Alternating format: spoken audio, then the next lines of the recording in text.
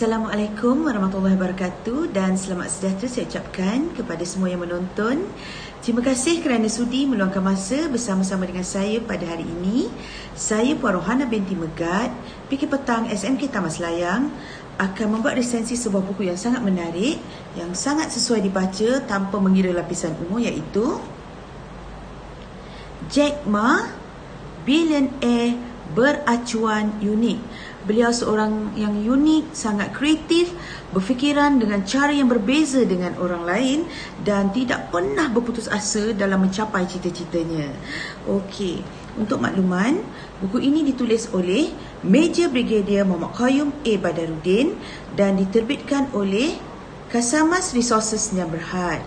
Buku ini dijual dengan harga RM23 di Semenanjung Malaysia dan RM25 di Sabah dan Sarawak. Buku ini mengandungi 35 bab dan mengandungi 214 halaman. Okey, Jack Ma. Nama aslinya bukan Jack Ma. Nama aslinya ialah Ma Yun. Tapi Jack ini diberi oleh pelancong yang kemudiannya telah menjadi sahabat beliau. Okey. Untuk maklumat semua, Jack Ma ni mempunyai banyak kata-kata yang menarik. Antaranya ialah orang lain melihat masalah, saya melihat peluang. Sebab itulah dia boleh menjadi seorang jutawan. Dia tidak mengira masalah itu sebagai halangan, tapi masalah itu merupakan satu peluang kepada dia untuk lebih berjaya.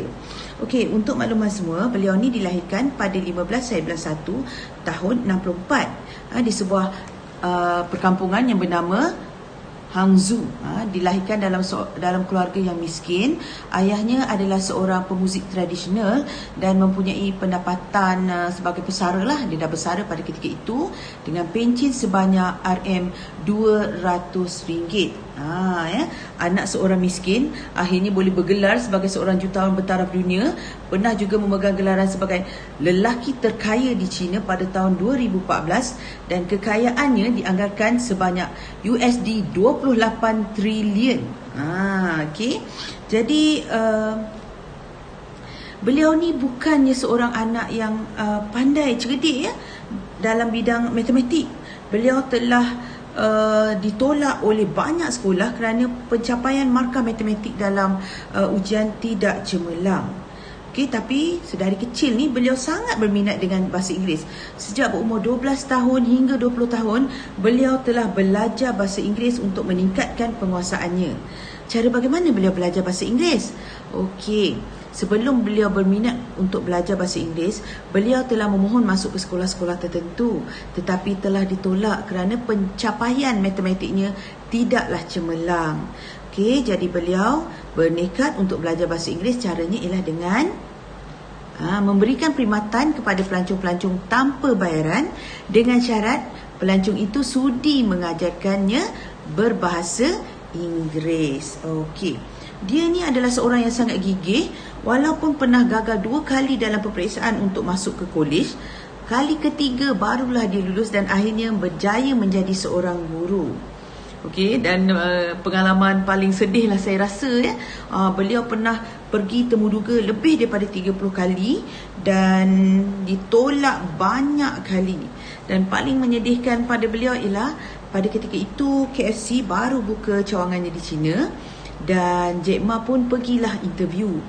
Daripada 24 calon yang hadir temuduga, hanya seorang saja yang tidak layak.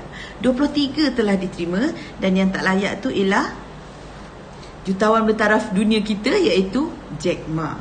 Okey. Jadi nampak kegagalan bukanlah bermakna kita akan gagal selamanya. Tak semestinya kita gagal sekali kita akan gagal terus. Jadi kita kena bangkit, berusaha untuk menjadi orang yang berjaya. Jadi sebelum beliau berjaya cemerlang dalam perniagaan Alibaba, beliau juga pernah gagal dalam perniagaan sebanyak 2 kali. Seorang yang yakin diri walaupun tak ada pengalaman dalam komputer dan perisian, tapi beliau berani membuka Alibaba pada tahun 1999 dan untuk makluman, perniagaan dia telah rugi selama 3 tahun pada peringkat awal penubuhannya. Tapi beliau tak pernah menyerah. Itu yang hebatnya tu. Semangat yakin diri dia tu hebat beliau telah mencipta program pembayaran iaitu Alipay, di mana pada ketika itu bank-bank tidak mahu terima kaedah pembayaran tersebut. Walaupun program pembayaran Alipay mendapat tentangan, kritikan dan ada yang menganggap idea tersebut teruk, tapi Cik Ma tetap meneruskannya. Ini terbukti apabila beliau memperoleh pelanggan sebanyak 800 juta. Saya tertarik dengan kata-kata beliau iaitu, jika kita benar-benar ingin melakukannya, lakukanlah. Dan jika ia tidak berjalan sesuai dengan kehendakmu, kembalilah ke tempat asalmu. Jadi maksudnya kat sini, kembali ke tempat asal tapi masih lagi meneruskan dengan cara yang berbeza.